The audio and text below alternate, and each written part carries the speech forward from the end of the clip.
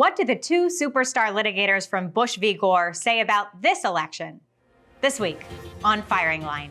Bush, Bush, Bush. The year was 2000. All eyes were on the Florida recount and those hanging chads. Attorney David Boies represented Al Gore. Until these votes have been counted, this election cannot be over. Attorney Ted Olson represented George W. Bush. George W. Bush has been certified as the winner of the election in Florida. The case went to the Supreme Court and divided the nation. Count every vote. But Boies and Olson went on to become friends, even working together on another landmark case. Today, the nation is bitterly divided again. We got Trump out of here. And President Trump refuses to concede to President-elect Joe Biden. What do David Boies and Ted Olson say now? Firing Line with Margaret Hoover is made possible in part by Charles R. Schwab and by corporate funding is provided by Stevens, Inc. Welcome to Firing Line, David Boies and Ted Olson. It's a pleasure to have you here. It's great to be here. It is indeed. David, on January 20th, 2021, who is going to be sworn in as the President of the United States? No question in my mind that Joe Biden is going to be sworn in as President of the United States. And Ted, do you agree? I always agree with whatever David says. And in this case, of my own mind, I would agree. If we were to go back in time 2 decades to a world of hanging chads and butterfly ballots, David, before the Supreme Court halted the recount, you said that if your side, the Vice President Gore's side, lost, you would unite behind President Bush. Now, Vice President Gore did concede a day after the Supreme Court's decision, and many people still see that Supreme Court ruling of 5-4 as a political decision. How do you reflect upon that decision 20 years later? I still think it was the wrong decision by the Supreme Court, but I also think it was the right decision to accept that and move on and to try to unite the country behind then President Bush. Ted, my question for you is different. Justice Sandra Day O'Connor, who was appointed by President Reagan and ruled in the majority on that case, said later, quote, maybe the court should have said, we're not going to take it, goodbye, citing that it gave the court a less than perfect reputation.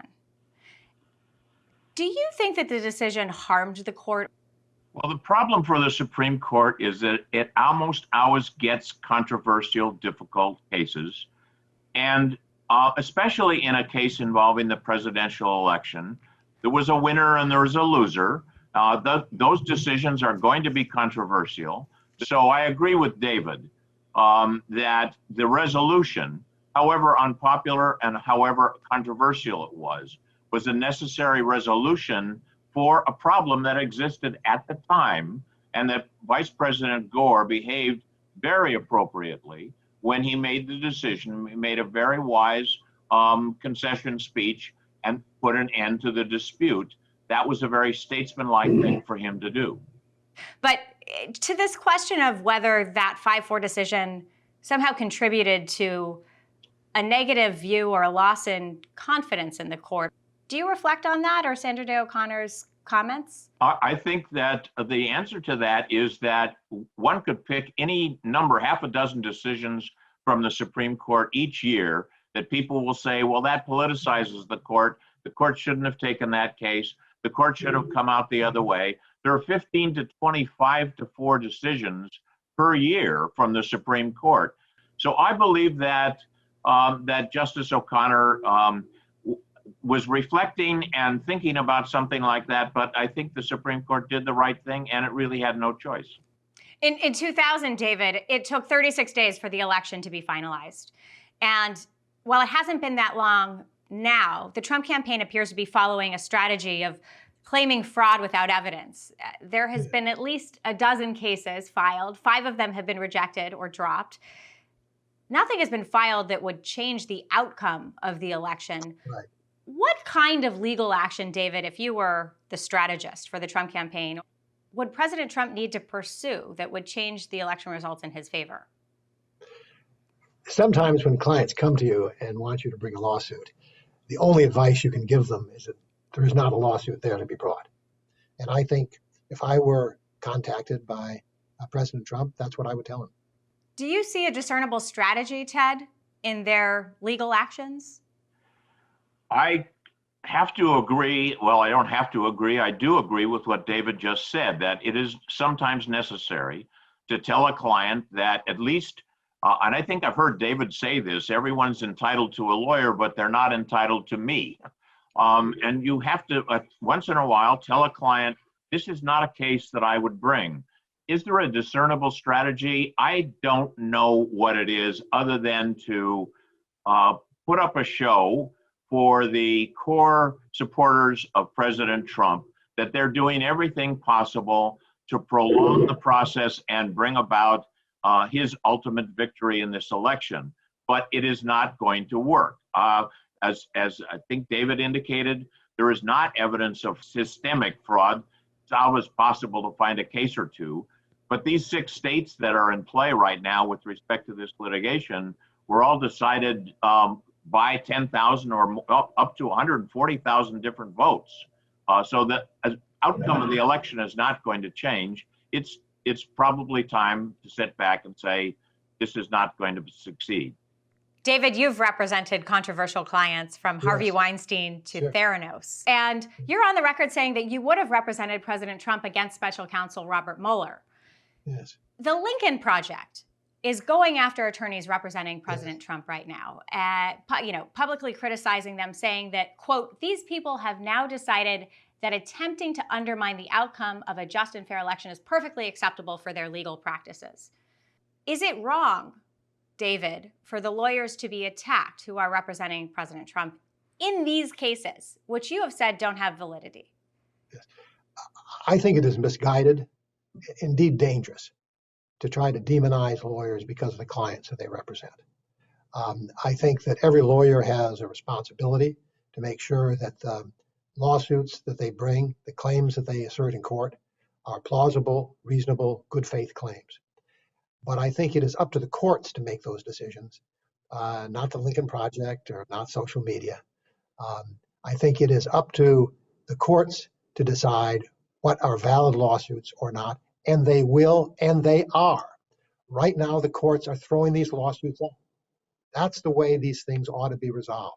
We ought not to be discouraging people from going to court. Going to court is the right way to resolve disputes. Much better than in the streets, much better than on social media. So the idea that we try to demonize people for taking cases to court, I think, is wrong. If they bring frivolous lawsuits, they can be sanctioned for that. And I think some of the lawsuits that they've brought have been frivolous. But that's up to the courts to decide. And I think the idea that you try to advertise to law firms, employees, that they ought to leave the law firm because they're representing somebody who is disliked is a really dangerous precedent. I started representing civil rights cases in the 1960s with the Lawyers Committee for Civil Rights down in Jackson, Mississippi. And one of the reasons that I had to go down there, other people had to go down there, is that local lawyers wouldn't represent civil rights workers because they were afraid that would destroy their practice. Ted, what do you think about the Lincoln Project attacking the lawyers who are litigating the election? I could not state it better than David has. And I think it is a very dangerous thing. We encourage the lawyers in my law firm, just as David encourages the lawyers in his law firm, and respectable law firms are all like this, to take controversial cases. Do not shun cases because it is an unpopular client. Ted, so far at least 12 cases have been filed in 6 states, and the Republican election lawyer Ben Ginsburg, who you worked with on Bush v. Gore, has said that he has seen no evidence that elections were fraudulent or the results were rigged. Are there any other cases or allegations that you are following that you suspect could have legal merit? I have not seen, and I read what Ben Ginsburg has been saying with respect to these cases, and I followed these cases, but only from a distance, from what I've read in the paper or I've seen on the broadcast networks and so forth. I have not seen systemic, widespread evidence of fraud or abuse. Obviously, from time to time, someone casts a ballot that they may be not entitled to cast or something like that. Every once in a while you see some wrongdoing by someone, misguided person who's not counting ballots properly, but I have not seen anything that's widespread or systemic or that would have the effect of overturning what we perceive to be the election so far.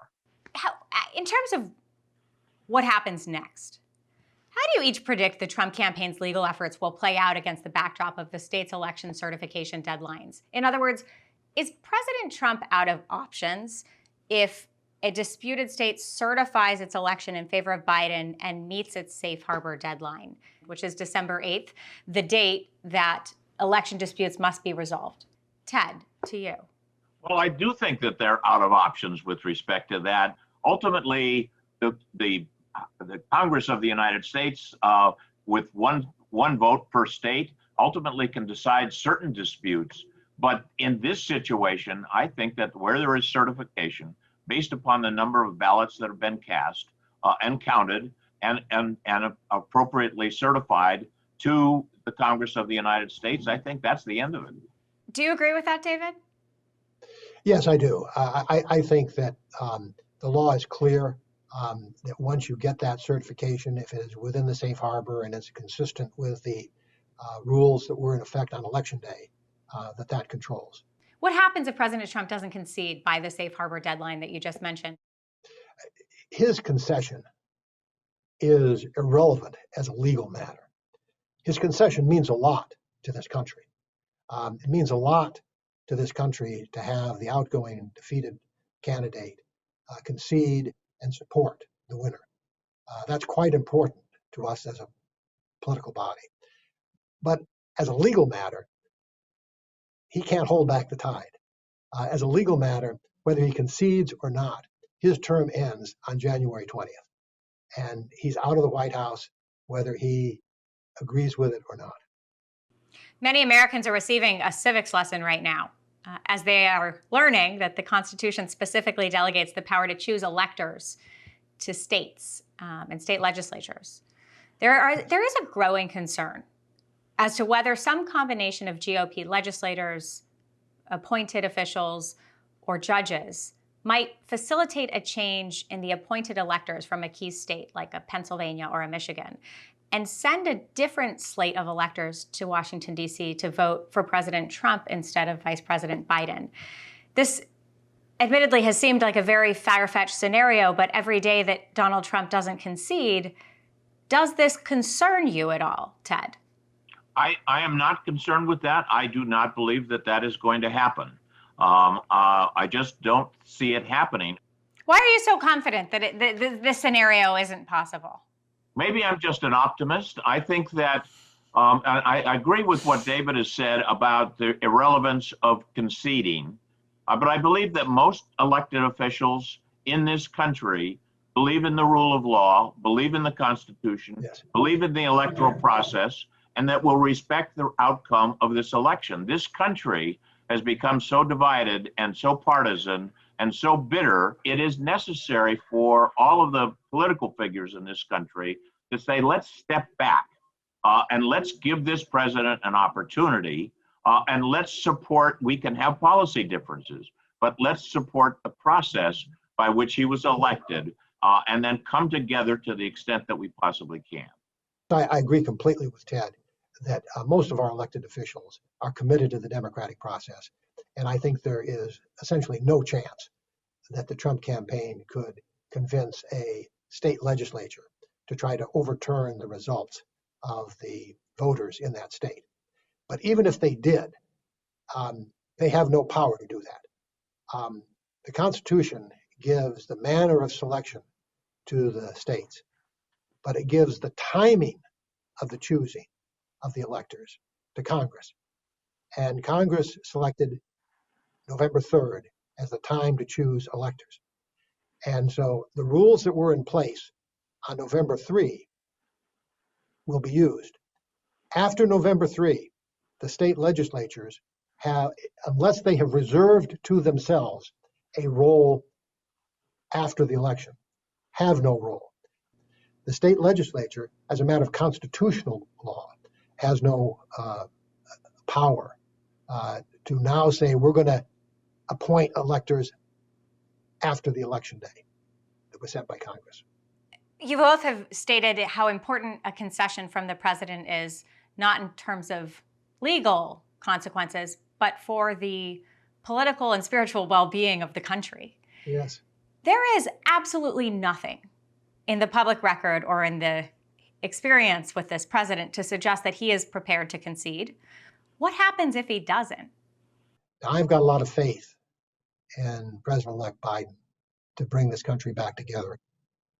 But that task is made much more difficult if Donald Trump refuses to concede, refuses to pledge his support to President-elect Biden, just like every other defeated presidential candidate in more than 100 years has done. I think that would be a mistake for him. I think that would hurt the country. And I believe Donald Trump does love this country. I believe he's committed to this country. And I hope he sees that refusing to concede is going to hurt the country that he loves. And I hope he sees his way clear to take the step that every defeated candidate has always taken in this country, which is to put the country above their own sense and sensibilities and pledge their allegiance to the new president. Ted, do you believe that Donald Trump loves the country, as David just suggested, and will do the right thing for the country? I hope so. I believe that he does love the country. I could be a little bit facetious about this. I wonder what he would have done if on his television show called The Apprentice, if he had said someone was fired and that person did not walk off the stage and accept the firing. This president, as I read the election returns, has been fired. And the date for his termination is January 20th, as David said. And I think he and the people around him are going to say, it is in your best interest as well as the country's best interest for you to accept the verdict of the American people. You have been fired. You must step off the stage. All right, so the Justice Department's top election crimes prosecutor resigned this week after Attorney General William Barr told federal prosecutors that they should examine allegations of voting irregularities before states move to certify the results. David, to you, does this seem that Attorney General Barr is playing politics to give cover to the president and his supporters who are casting doubt on the election results? I think it's very concerning. And I think the reason you saw that resignation is that this is not merely business as usual. This is an attempt to turn the Justice Department really into an arm of the Trump campaign. And that is deeply troubling to anyone who cares about our justice system, who cares about the integrity of our Justice Department. Ted, how do you understand the Attorney General's actions? Well, I'm inclined to give the benefit of the doubt to Bill Barr. I've worked with him, I've respected him, I've been against him in lawsuits and so forth. I think he's a person of integrity. I think he believes very strongly in the constitutional role of the president. As I read that statement that he made, he said that we should investigate if there's legitimate evidence of wrongdoing. If you read the words that he articulated, they didn't seem outrageous to me. Now, I respect David's view about all of this and the actions of the department, but I'm willing to listen and give Bill Barr a little bit more of running room with respect to the department. So I think we ought to wait until the proof is in before we make judgments about that. The letter that Barr issued, of course, many can agree, was very straightforward. But the part that was curious is that it seemed to be replicating and giving cover to the president's political allies, who the cynics would say are seeking to undermine confidence in the election. Well, that's the cynics. That's their job, to be cynical. Good. Well, let's go to not a cynic. William F. Buckley Jr. hosted this program for 33 years in 1966 to 1999.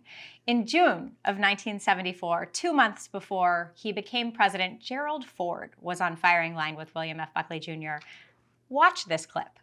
I should like to begin by asking Mr. Ford, in the event that you become president, would you grant amnesty to everyone involved in the so-called Watergate affair? I'm not sure, Bill, that I ought to undertake to respond to a question of that kind. In the first place, I don't anticipate becoming president. And to speculate in such a sensitive area without knowing who might be convicted and who might be acquitted, I think would be presumptuous and ill-advised. Of course, we know what happened. Vice President Ford, when he became the president, did pardon President Nixon. My question for you is, if we all expect a flurry of pardons from President Trump, but given his own legal jeopardy and the broad pardoning powers of the president, there's an open question about whether President Trump could issue himself a preemptive self-pardon. No court has ever ruled on this. You know, what is, for two constitutional litigators, David and Ted, what is your constitutional opinion of the presidential power to self-pardon? David, take it away. I think you may have finally found the one area that Ted and I may actually disagree on. My view is that he cannot pardon himself. Now, of course, even if he did pardon himself, he could only pardon himself for federal crimes, and a number of the criminal investigations that are going on are state investigations that would not at all be affected. But my view, tentative, because there's no case on it, is that he cannot pardon himself. Ted, do you believe the Constitution gives the president the power of self-pardon? Yes, I think that it does. There's no limit on the pardon power. And David's right. It would only, if to the extent that it did exist, it would only apply to the federal laws. It wouldn't apply to state violations of state laws. But I see nothing in the Constitution that limits the pardon power. You know, David and I are disagreeing about that, but that's one of the very, very few things that we ever disagree about. Yeah, right. How about, can the president be prosecuted after he's out of office for crimes he may have committed in office? For I believe example, so. Violations of the Emoluments Clause, for example. Well, I don't think the Emoluments Clause is a good one, but to the extent that there are violations of the tax laws while he was president, or violations of other laws, or obstruction of justice, there's been issues about that. Yes, I think that when the president is out of, I believe that he could be prosecuted while he is president. I believe that he could be prosecuted after he leaves the office. And I represented President Reagan while he was being pursued in connection with the Iran-Contra affair. And we looked very closely at this issue. And we felt that indeed a former president can be prosecuted criminally, aside from the pardon issue. I think it's important to distinguish what can be done from what should be done.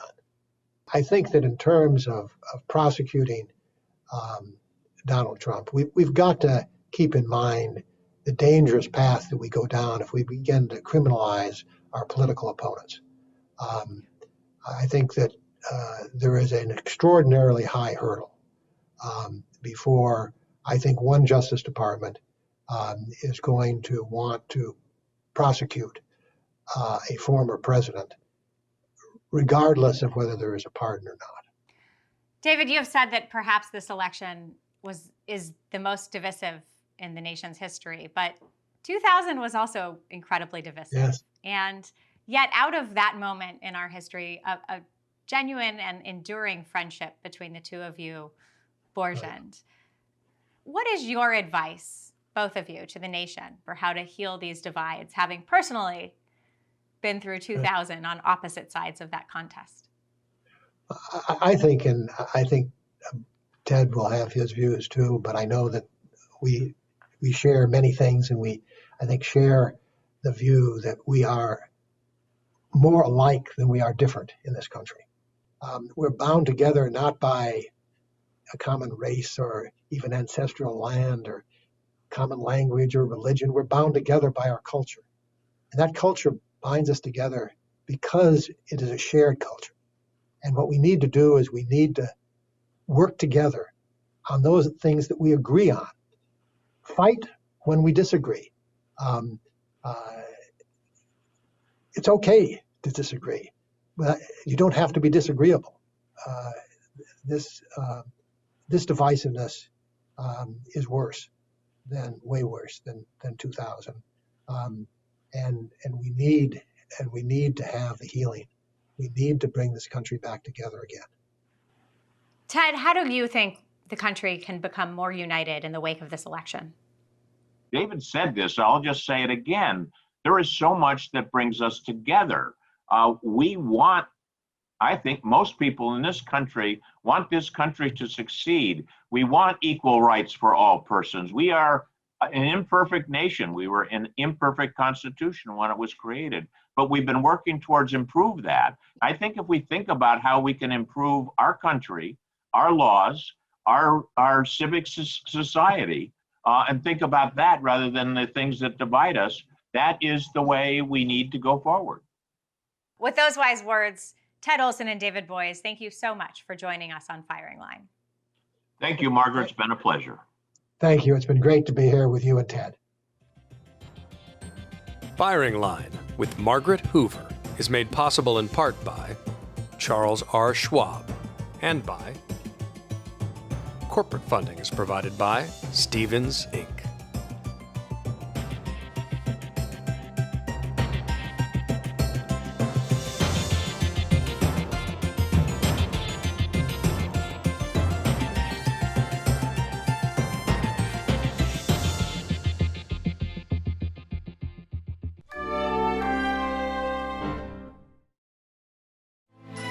You're watching PBS.